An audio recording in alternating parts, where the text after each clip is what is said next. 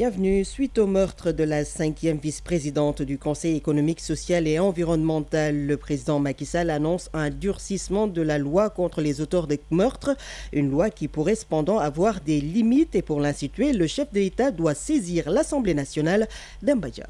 Le professeur de droit pénal à l'université Cheikh Anta Diop de Dakar estime que le vote d'une loi peut bien permettre de corser les peines contre les meurtriers. Ibabari Kamara salue l'idée du chef de l'État Macky Sall. Par rapport justement aux solutions qu'il faudrait envisager, c'est vrai que le président de la République en a parlé, en promettant donc d'aggraver éventuellement donc les peines en cas de commission de certaines infractions. Par rapport aux modalités, c'est très faisable. Il suffit simplement donc à l'occasion des sessions de l'Assemblée justement de revoir certaines configurations donc de certaines peines pour les appeler dans le sens de leur aggravation. Toutefois, le pénaliste milite pour des peines alternatives. Parce que moi je considère que quand on sait que généralement ceux-là qui s'adonnent dernièrement à de tels méfaits, en vérité, ne sont pas des récidivistes. Donc ce sont des personnes généralement qui pour la première fois commettent en fait ces crimes-là odieux. Il faudrait effectivement procéder à leur humanisation. Je crois savoir qu'il faut, dans le cadre donc, de la prison, réfléchir justement à des sanctions alternatives, à des peines alternatives. Introduire les délinquants dans les daras, mais également à leur faire travail, à cultiver même la terre. Il ne s'agit pas seulement de les faire moisir en prison le plus longtemps possible, parce que ça ne règle pas, en fait on l'a vu, la question, surtout lorsqu'on y ajoute la question donc, du surpeuplement carcéral. L'idée agitée de réinstaurer la peine de mort n'enchante guère le professeur Ibabari Kamara. D'Ambadja, le chef de l'État, je le rappelle, annonce un durcissement de la loi contre les meurtriers. Il a présenté hier ses condoléances à la famille de la 5e vice-présidente du 16, le Conseil économique, social et environnemental. Fatoumata Mactar Ndiaye a été tuée samedi à son domicile par son chauffeur. Dans cette affaire, le mobile serait financier. Puis la mort tragique de Fatoumata Mactar Ndiaye remet sur le tapis le fait de garder chez soi de fortes sommes d'argent. La cellule nationale de traitement des informations financières dit n'intervenir que quand il s'agit d'argent illicite. La CENTIF recommande toutefois le dépôt régulier à la banque pour éviter des cambriolages. Son président Walindour est joint par Mamadou Dior. La somme d'argent que détenait la dame n'était pas d'origine illicite. C'était de l'argent légalement acquis. Dans de pareils cas, il est souhaitable, c'est de la recommandation souvent faite par la Banque centrale, de ne pas garder ces sommes d'argent par devers soi. Les risques sont énormes. De vol, d'incendie, liquide se verse sur les billets de banque. Vous pouvez les perdre, vous pouvez les détériorer. C'était le produit d'activités de recouvrement, c'est-à-dire l'argent qui avait été prêté à des dames dans le cadre du financement des femmes en milieu rural et dans certains quartiers. C'était le produit de recouvrement d'une ou de 2 journées. Dans de pareils cas, ce que moi, le conseil que je peux donner aux dames qui collectent l'argent et qui disposent de comptes bancaires, c'est d'éviter de rester longtemps avec l'argent. Si vous recouvrez, un jour ouvrez. Il faut y aller le matin. L'après-midi, avant que les banques ne ferment, vous allez verser le produit de la journée considérée. Évitez de travailler le vendredi ou le samedi, parce que vous risquez d'avoir à garder par devers vous une somme d'argent importante pendant 24 heures, 48 heures ou 72 heures. Il faut y aller à des moments et arrêter l'opération au moment opportun qui vous permet de faire le reversement à la banque avant la fermeture des guichets au niveau des banques. Vous, en tant que CENTIF, vous intervenez quand l'origine de l'argent est illicite. Comment vous vous y prenez? Lorsque, dans le cadre de l'exécution d'une transaction quelconque, des personnes désignées nommément par la loi rencontrent des opérations qui leur paraissent relevées d'actions constituées de produits d'origine illicite, l'information est portée à notre attention. Et nous avons la possibilité de mener des investigations en rapport avec d'autres acteurs nationaux. Walindour, le président de la CENTIF, la cellule nationale de traitement des informations financières, sur Radio Sénégal à 13h05. Au Sénégal, 1 million d'enfants souffrent d'IMC, infirmité motrice cérébrale. Ils ont besoin d'une prise en charge spécifique. Les acteurs de la santé sont sensibilisés et formés par le groupe de recherche et d'appui aux initiatives mutualistes ATIES Radium. Pour améliorer la prise en charge médicale des enfants atteints d'IMC, infirmité motrice cérébrale, l'ONG GREM capacite les professionnels de santé de Thiès. C'est une équipe médicale belge qui dispense les formations composées de pédiatres, d'orthopédistes, de neurologues, des spécialités nécessaires pour un bon diagnostic et pour le suivi d'une infirmité motrice cérébrale. Amari Mortier, orthopédiste. C'est un enfant qui a eu des problèmes, ou la maman a eu des problèmes périnatales, donc avant la naissance pendant la naissance ou après la naissance. Ce que nous trouvons très important, c'est la prévention. Donc les enfants, que les mamans partent vers la maternité, les sages-femmes, pour prévoir les problèmes qui peuvent donner des enfants IMC. Le groupe de recherche et d'appui aux initiatives mutualistes vise à travers cette formation réduire le nombre de cas d'enfants atteints d'IMC, car au Sénégal, 1 million de tout-petits souffrent de cette pathologie. André Dembawad, coordonnateur de l'ONG GREM. C'est véritablement travail avec les professionnels de santé pour améliorer leur connaissance sur l'IMC afin de leur permettre, eux qui s'occupent des femmes enceintes pendant la grossesse, donc de faire la consultation, de pouvoir, et nous en avons des expériences, de pouvoir faire par exemple des tests, faire des tests aux femmes pour s'assurer que l'enfant qui naît n'a pas de risque pendant la naissance de l'IMC. 150 enfants atteints d'IMC sont pris en charge dans un centre spécial piloté par l'ONG GREM, un centre qui assure la rééducation, la participation et l'inclusion des enfants IMC dans la société. Radio Thiès, RTS. Échanger sur l'importance de la santé sexuelle reproductive et maternelle à la fois comme préoccupation de santé publique et question de droits de l'homme, c'est l'objet de la rencontre ouest-africaine ouverte ce matin à Dakar. Les participants sont des acteurs de la société des défenseurs des droits de l'homme.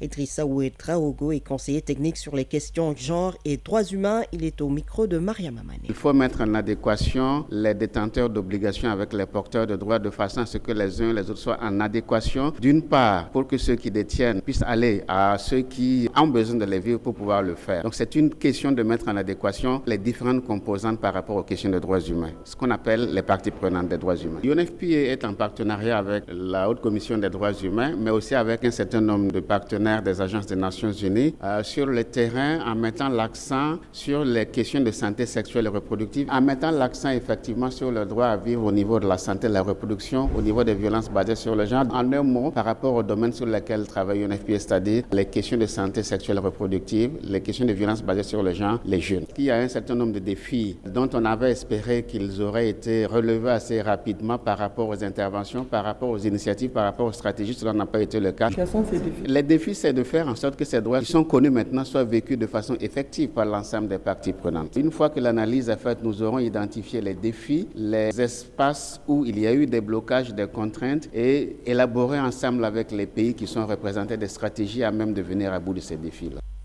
Idrissa Ouedraogo, spécialiste des questions genre et droits humains. Les habitants de Sinthiang Tunturung à Kolda s'engagent à déclarer leurs enfants à la naissance, un engagement pris lors d'un forum initié par SOS Village d'enfants. Cette association humanitaire sensibilise les populations par une approche toute nouvelle. Ismaël Mansali. L'approche inclusive et multisectorielle utilisée par le comité départemental de protection de l'enfance de Kolda enregistre des avancées significatives. Les populations de Sinthiang Tunturung dans la périphérie de Kolda décident d'enregistrer désormais tous les enfants à l'état civil. L'engagement est pris à l'occasion d'un forum organisé par SOS Village d'enfants dans ce quartier. Les responsables de SOS Village d'enfants, initiateurs de ce forum, saluent cet engagement. Le coordonnateur a magnifié en outre la contribution des coins état civil du secteur de la santé dans l'enregistrement des enfants à la naissance. Ahmad Tidiane Diallo. Avec les coins état civil, je pense que c'est important parce que maintenant beaucoup de femmes donnent naissance dans les structures sanitaires. Si on leur permet à partir des coins de santé d'avoir accès à ce document, ça règle beaucoup de problèmes en amont. Et je crois que c'est une bonne pratique qu'il faut élargir au niveau de Kolda. Cependant, les acteurs de la protection de l'enfance sont invités à ne pas dormir sur leur laurier. Pour Pape Zénine Diatta, chef de service départemental de développement communautaire, la situation de l'état civil reste encore préoccupante à Kolda. L'année dernière, 1600 enfants ont fait l'entrée en 6e sans extrait de naissance. Ces enfants qui sont en 6e, si on ne les régularise pas d'ici le 31 décembre, ne pourront pas faire le bébé. Suffisant pour que SOS Village d'enfants décide de poursuivre cette campagne de sensibilisation afin d'améliorer la situation de l'enfance au Fouladou. Ismaël Mansali, Kolda, Radio. Le jumelage entre la commune des Ulysses en France et celle de Sédhiou apporte bien-être aux populations du Sud. La commune des Ulysses va installer des panneaux solaires au poste de santé de Dembokoli. Elle va également prendre en charge les frais de scolarité de 40 élèves du préscolaire. Le comité de jumelage vient de se tenir, nous dit Malamine Camara. La coopération entre la commune de Sédhiou et celle des Ulysses en France, bien que vieille de 18 années, se consolide au fil des ans. Les réalisations au profit des populations de la capitale du Pakao sont allées crescendo dans les 4 principaux domaines: éducation, formation, santé, hygiène, culture, microfinance, économie de solidarité. Le même rythme sera maintenu cette année aussi dans ces domaines. Révélation faite par Ibrahima Biaye, président du comité de jumelage. C'était lors de la séance de travail avec les hôtes venus des Ulysses. Et cette année, nous envisageons de construire une salle de classe à l'école de Goudiabia, qui est une nouvelle création, et également placer des panneaux solaires au niveau du poste de santé d'Embopoli, en commençant d'abord par la maternité. Ensuite, poursuivre le parrainage des enfants de la case des tout-petits.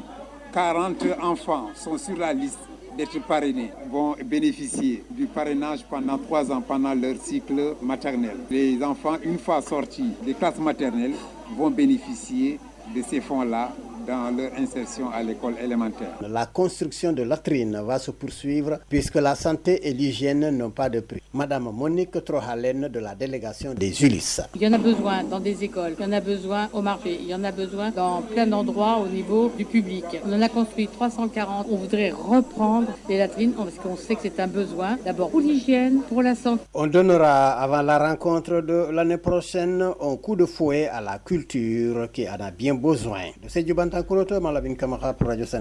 Pré-inventaire du patrimoine culturel immatériel du Saloum, les opérations sont en cours. Elles sont menées par une mission de la division du patrimoine culturel qui signale une urgence. Une partie du patrimoine risque de disparaître. Il faut la sauvegarder et la valoriser, a déclaré la mission au cours d'un atelier d'Abdoulaye Badiane. Cet atelier pré-inventaire a permis de faire ressortir le patrimoine culturel immatériel du Saloum, très riche en enseignements. Ndengor Nyangei, directrice du Centre culturel de Kaolack. Cette pré-inventaire a donné beaucoup de résultats parce qu'on s'est rendu compte d'abord que pratiquement le patrimoine immatériel de Saloum existe et aussi ça a donné des résultats parce qu'on s'est rendu compte qu'il y a une urgence, parce qu'il y a beaucoup d'éléments de ce patrimoine qui sont en train de disparaître. Ce qui fait que ça nous ouvre des brèches pour faire des recherches pour revaloriser ce patrimoine. La division du patrimoine culturel immatériel travaille dans le cadre du programme national de patrimoine culturel immatériel. L'objectif est de valoriser ce potentiel jusqu'ici peu exploité. Omar Badiane, chef de la division du patrimoine culturel immatériel. Le Sénégal a beaucoup travaillé sur ce qu'on appelle le patrimoine culturel matériel, surtout sur le patrimoine bâti. Donc les sites et monuments, les tatas, disons les bâtisses coloniales. Donc c'est cette histoire-là qui a été documentée. Et on a très peu travaillé sur le patrimoine culturel immatériel, c'est-à-dire les expressions culturelles même de nos communautés, de nos terroirs, de nos peuples. Aujourd'hui, avec la Convention 2003 de l'UNESCO, qui est donc la Convention de sauvegarde du patrimoine culturel immatériel, les pays sont invités à travailler davantage à ce rééquilibrage-là. C'est de travailler aussi quand même à montrer nos richesses, c'est-à-dire ce que nos peuples eux-mêmes ont produit, c'est-à-dire quand même vraiment à ne pas concentrer toute notre action sur ce que je peux appeler en tout cas vraiment les accidents d'histoire. Après cette série de pré-inventaires, on passera en 2017 à un inventaire national du patrimoine culturel immatériel. Le ministère de la Culture se projette de renforcer les acquis du patrimoine culturel immatériel déjà existant. Daouda Badiane, Kaolack, Radio Sénégal. Le monde bouge et vous devez le savoir. C'est pourquoi Radio Sénégal vous tient informé des faits, gestes et paroles qui impactent la marche du monde. C'est géo, c'est politique et c'est international. Madagascar retrouve sa place dans le concert des nations francophones. Déclaration du président malgache. Il a ouvert hier soir à Tana, le village de la francophonie en marge du sommet de l'OIF.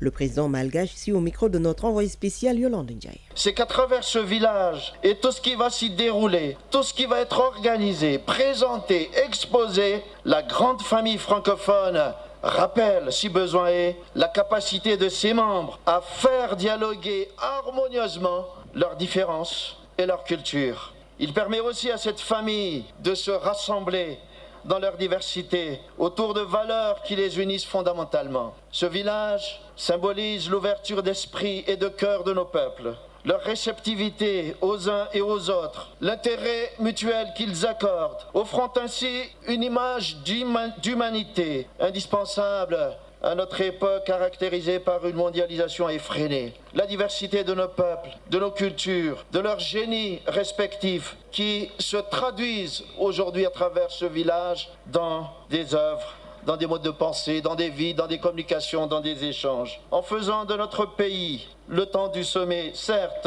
l'attraction du monde. Il s'agit aujourd'hui d'une reconnaissance obtenue à force de travail, certes, et au prix de grands efforts, pour Madagascar, pour la nation malgache et pour l'ensemble des Malgaches. Le président malgache qui a ouvert hier soir à Tana, le village de la francophonie, un lieu de rencontre et d'expression pour plus de 500 artistes et créateurs.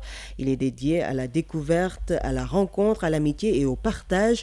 Envoyé spécial à Madagascar, Yolande Diaye. C'est avec beaucoup d'émotion que la secrétaire générale a procédé à l'ouverture du village de la francophonie. Elle a tenu à rappeler que son mandat s'inscrit dans la continuité de la feuille de route de Dakar et que tous les engagements pris en faveur de la jeunesse et des femmes seront mis en œuvre dans toutes les stratégies de l'organisation de la francophonie. Revenons sur le village de la francophonie. Michael Jean le présente comme un lieu où s'exposent les pays et les partenaires, mais il sera surtout un espace d'une très grande convivialité, là où les cultures dialoguent. Ce village de la francophonie, c'est un vrai plaisir. Nous attendions ce moment depuis si longtemps et nous voici rassemblés pour inaugurer enfin ce lieu de notre grande rencontre. Que de beaux espaces bâtis avec énormément d'ardeur par des centaines d'ouvriers malgaches sous le regard et le savoir-faire de deux remarquables femmes malgaches qui ont mené et conduit à bon terme ce chantier dont nous nous émerveillons aujourd'hui. Et cet espace sera tout au long de la semaine le cœur battant du 16e sommet de la francophonie, dédié ce village et cet espace à la découverte, à l'amitié et au partage. Les francophones venus de partout pourront apprécier la richesse et la finesse des travaux d'artisans et de créateurs malgaches. Plus de 500 artistes et créateurs francophones seront présents à ce rendez-vous du donner et du recevoir. Ce matin, la secrétaire générale a procédé à l'ouverture du Conseil permanent de la francophonie. Madagascar pour Radio Sénégal, Yolande Ndiaye. L'ouverture du Conseil permanent de la francophonie. Madagascar pour Radio Sénégal, Yolande Ndiaye.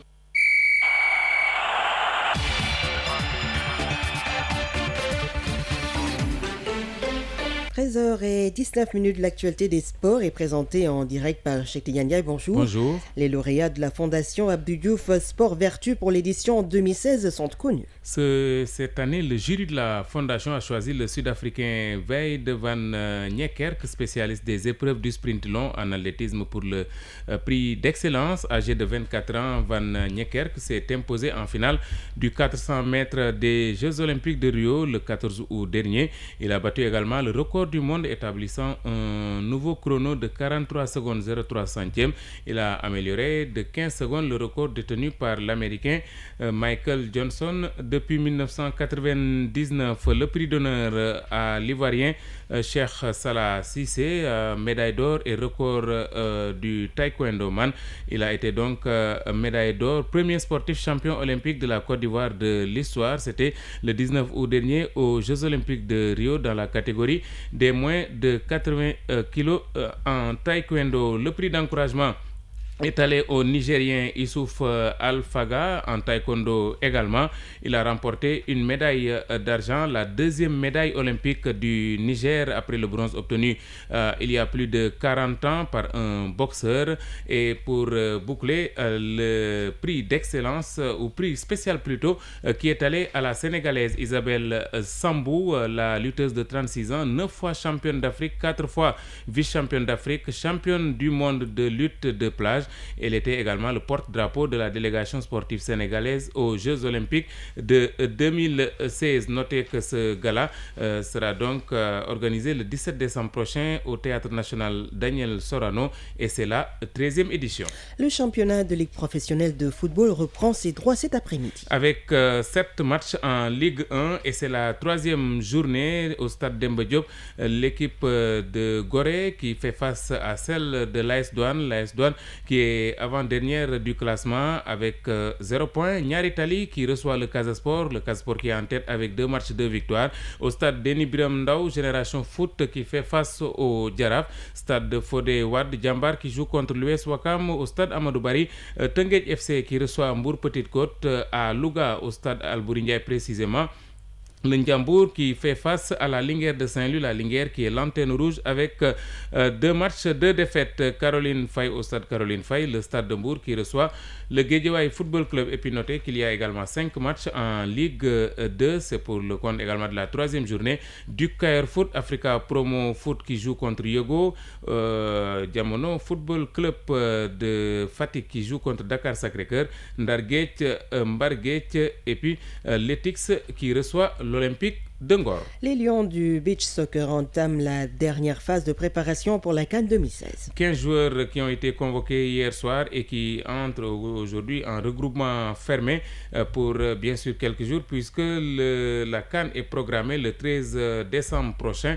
L'ultime étape de cette préparation des vice-champions d'Afrique en titre sera surtout basée sur un travail physique.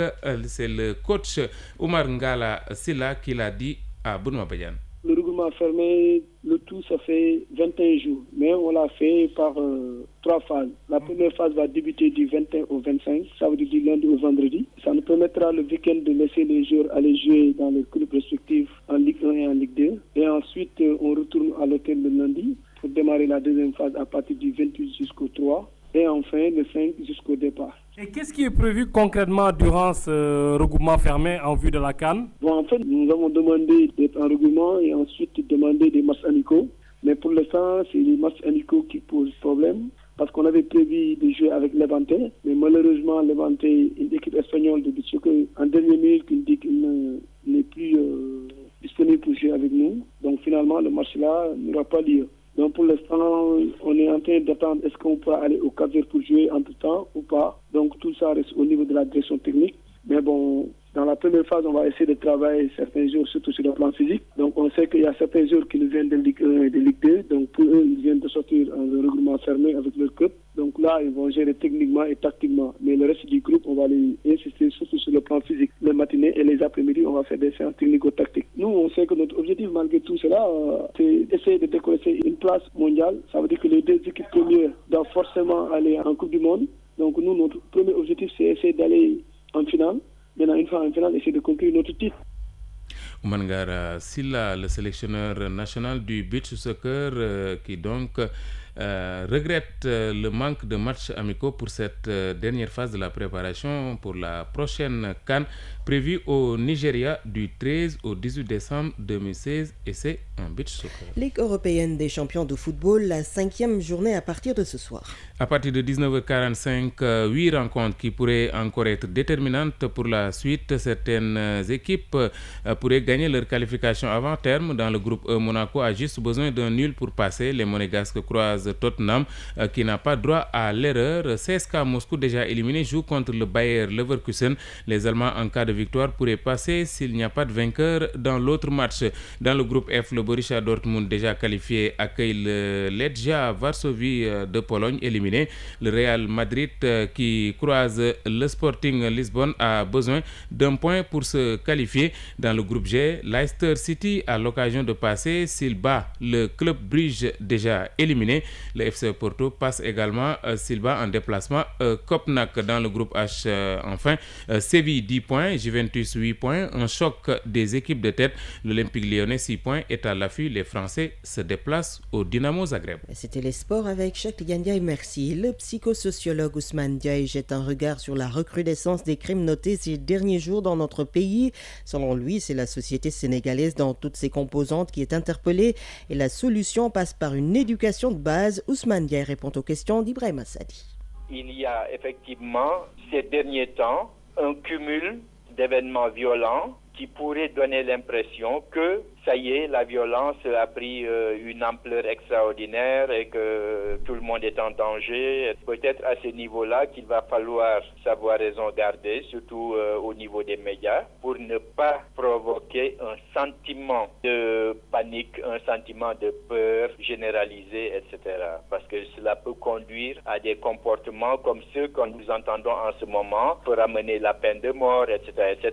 Et bon, il y a des gens qui en profitent pour poser ce genre de problème, alors que, ma foi, l'histoire nous a bien appris, l'histoire des autres pays où la peine de mort s'exerce depuis des décennies. Et cette histoire-là nous apprend que ce n'est certainement pas la solution à ce type de problème. L'individu, malheureusement, on l'a laissé s'affirmer dans la direction simplement de l'enrichissement, de vouloir une reconnaissance forcenée à tout prix, quels que soient les moyens, aussi bien les hommes que les femmes. Et résultat, l'éducation a été négligée. Or, une éducation aurait dû accompagner, une éducation intelligente, bien faite, pas forcément nostalgique. Une éducation aurait pu être faite pour accompagner l'émancipation de l'individu. Ce qui intrigue, c'est surtout le caractère crapuleux de ces crimes. Parce que comment on peut expliquer quelqu'un égorgé de sang-froid son semblable? Écoutez, l'acte lui-même est particulièrement horrible. Ça vous fait frémir d'entendre dire que une femme a été égorgée. Il faut se poser des questions sur les personnes qu'on recrute. Nous sommes maintenant dans un système social où effectivement on ne maîtrise pas véritablement, même si on croit que bon c'est le fils d'un tel, d'un ami ou de je ne sais quoi, comment on recrute parfois de façon assez bizarre dans notre pays. Est-ce que ces gens qui égorgent, qui tuent, est-ce que c'est des gens normaux? Mais je vous ai dit au départ qu'ils sont aussi normaux que vous et moi, à moins d'avoir été formés spécialement pour assassiner, ce qu'on peut trouver dans des corps spécialisés, très très spécialisés, mais sinon, normalement, personne n'est susceptible d'autant de violence, sauf dans des situations très particulières. Et est-ce qu'ils ont des regrets après avoir commis l'irréparable? Est-ce qu'ils ont des regrets? Ça peut durer une fraction de seconde qu'un individu dont le système nerveux central a cette composition dont je vous ai parlé de façon grossière, à savoir un cerveau archaïque qui remonte à la nuit des temps et un cerveau intelligent qui maintenant domine complètement notre personnalité, il y a des circonstances dans la vie où, par exemple, vous prenez les militaires à la guerre ou des policiers dans des situations extrêmement dangereuses pour eux, qu'est-ce qui va se passer pendant quelques fractions de secondes? Quand il y a question de survie, vie ou mort, il y a des capacités que nous détenons tous. Tous les êtres humains sont doués de ces capacités-là. Ces capacités peuvent prendre le dessus, mais ça dure quelques fractions de secondes. La solution face à ces crimes, à ces violences, c'est donc de renforcer l'éducation, à votre avis? L'éducation au niveau de toute la société. L'État doit jouer son rôle d'organisateur. Les familles doivent être responsabilisées pour que tous les enfants de ce pays reçoivent un type d'éducation qui conduise à avoir un comportement sociable, un comportement civilisé. Les enfants laissés à eux-mêmes comme des herbes folles, ça donne n'importe quoi. Il faut nécessairement organiser une sorte de va falloir organiser à tous les niveaux de l'État, que ce soit dans les structures officielles, etc., dans toutes les structures informelles, etc., dans les familles, dans les quartiers, organiser des rencontres au cours desquelles les gens se mettent à discuter sur l'éducation la meilleure possible au Sénégal. Merci Ousmane Ndiaye.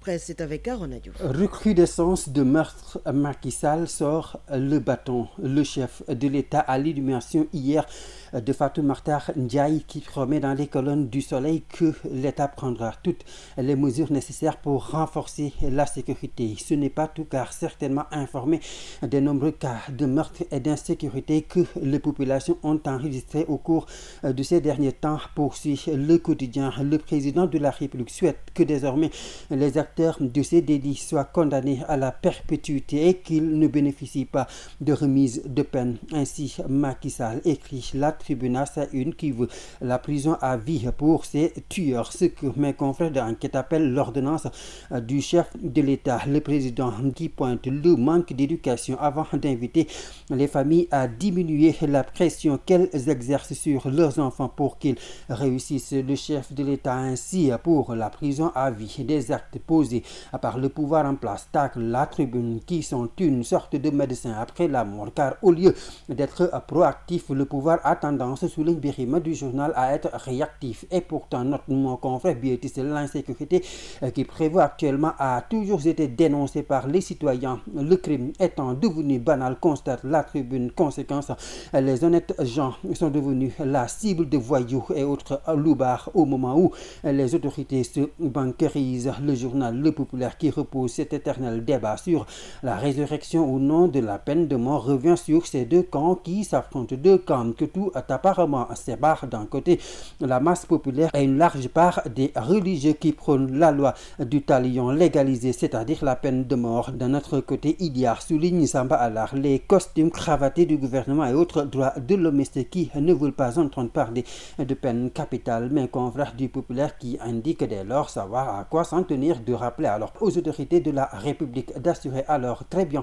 notre sécurité, parce qu'on ne peut pas aussi se laisser égorger comme ça gratuitement. Et puis, confection de la carte d'identité biométrique CEDEAO, les Sénégalais étalent leur crainte dans vos quotidiens. Alors, malgré les assurances du directeur de l'automatisation des fichiers Ibrahima Diallo dans les colonnes de l'Observateur quotidien, qui estime que 500 commissions seront installées en fin décembre 2016. Le rythme, souligne le quotidien du groupe Futur Média, le rythme est encore loin des objectifs fixés, car machine en panne liste le quotidien longue file d'attente veillée. Mon confrère qui décrit ces difficiles conditions d'obtention de la carte d'identité et d'électeur note que sur la cartographie de ces opérations s'affiche colère et galère des citoyens qui peinent à disposer de ce moyen de se déplacer, d'exercer son droit de vote, bref, d'exprimer pleinement sa citoyenneté. L'Observateur quotidien, qui relève presque ces mêmes difficultés, souligne enfin qu'il y a la théorie et la réalité du terrain.